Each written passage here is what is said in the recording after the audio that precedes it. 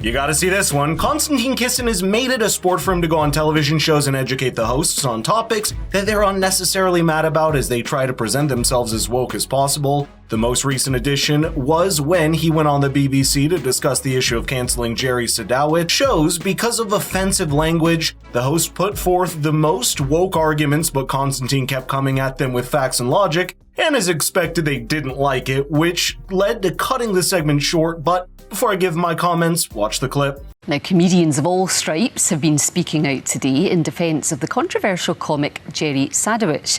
His act was cancelled by the Pleasance in Edinburgh the weekend after the first night of his two-night run. The venue said his material did not align with their values and that his views were not acceptable. In response, Sadowitz, who is known for his provocative stand-up shows, said his show had been cheapened and simplified, and in real life he didn't want to offend or upset anyone. Well, let's speak now to the satirist Konstantin Kisin. Konstantin, thanks for being with us.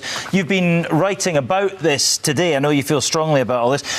People will be wondering, what did Jerry Sadowitz say? We're not going to go into that in any specifics because some of the words themselves are too offensive for us to broadcast. But he argues, as we've said, context is everything. This was part of a much broader act. Let me ask you this. Is it ever okay to use overtly racist, misogynistic, homophobic language in a comedy act?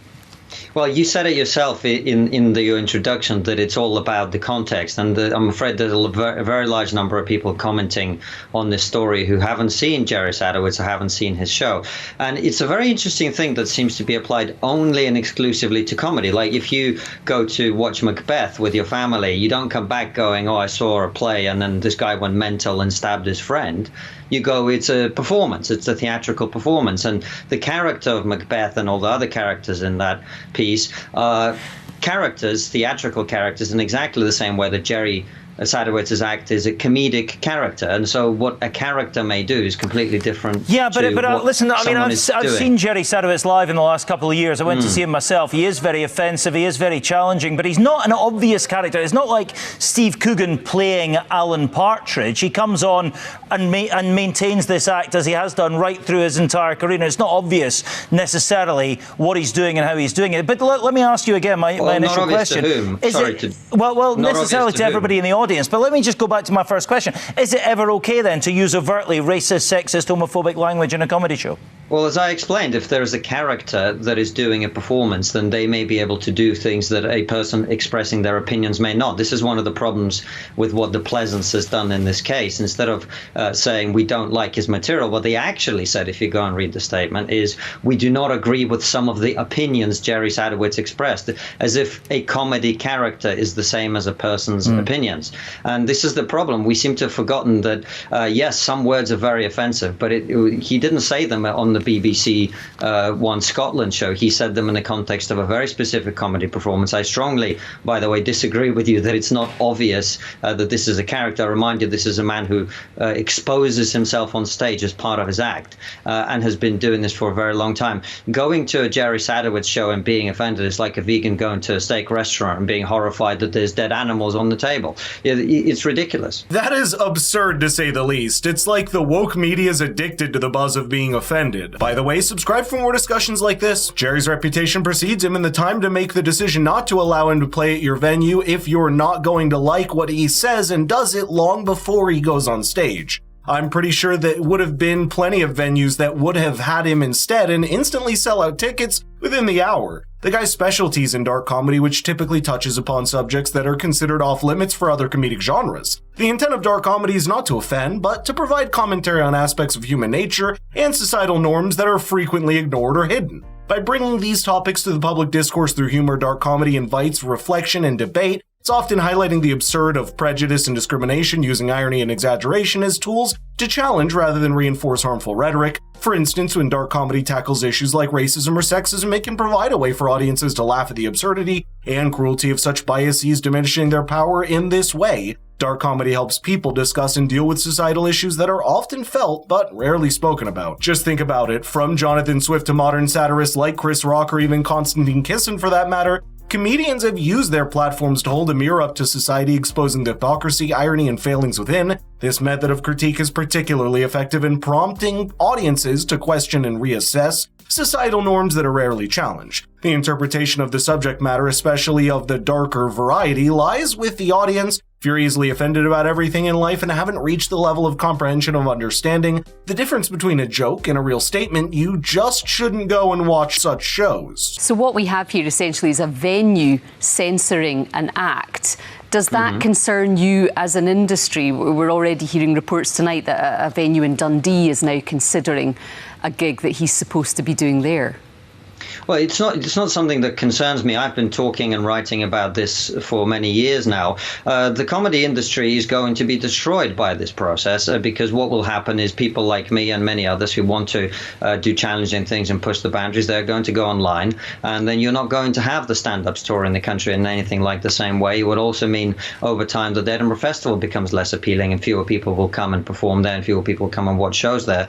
We have seen only in recent years the cancellation of the MASH report, the cancellation of Mock the Week. I'm told that Live at the Apollo is next. This culture of censorship and restriction is destroying comedy, and it will destroy the TV comedy that many millions of people have been enjoying for years, as it already has done with other shows.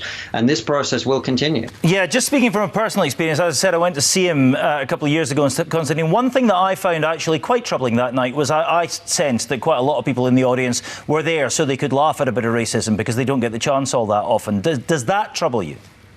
If I were a mind reader like you, it would trouble me. I have no idea why the people were enjoying his show. I have more faith in human beings than perhaps you do. I believe that people are able to understand irony and very clever comedy that Jerry Sadowitz does. Well, as you correctly point out, I was there, you weren't. I was watching what was going on around me and trying to assess who thought what about it. But listen, it was fascinating to hear. And how did you assess that? Sorry. Well, just by judging, by watching people watching their body language and listening to them around the venue. You can tell what someone thinks. No, I'm not. I'm not saying I knew Very what they were impressive. thinking. I'm just saying it struck me that might have been the case. No, you did say you knew what they were thinking. No, you said exactly that. You said that you knew that I said I was concerned they might have been. But listen, we are out of time, and it's been fascinating to hear your opinions this evening. Konstantin, thank you very much indeed for being with us this evening. While it is crucial to maintain respect in all forms of expression, it's equally important to defend the right of artists to explore and critique human behaviors and societal structures, even if their methods are provocative. Artistic freedom is a fundamental pillar of any democratic society, serving not only as a reflection of individual creativity, but also as a powerful tool for societal critique and change. Societies that maintain this balance tend to be open to new ideas, driving cultural evolution and understanding. It's also very funny to me how the BBC host tries to prove how woke he is by assuming that everyone present at these shows are racist. The context in which dark humor is presented and the intent behind it are critical in interpreting audience reaction. Comedy clubs, films, and satirical publications are contexts where boundaries are expected to be pushed and audiences come prepared for that experience. When a person laughs at a joke, this reaction is more about the unexpectedness or absurdity of the punchline, rather than an agreement with the underlying message, which, let me remind you, is conveyed by a character as a joke and not a statement. In the case of dark humor, laughter can occur as a response to the relief of psychological tension created by the taboo nature of the joke. Psychologists even conclude a theory that explains this phenomenon. The theory suggests that humor triggers a cognitive shift that allows for the benign volatilization of societal norms, where something can be wrong yet okay in a humorous context. This mechanism means that individuals can recognize a joke as inappropriate or offensive, but still find the humor in the absurdity or shock of its delivery.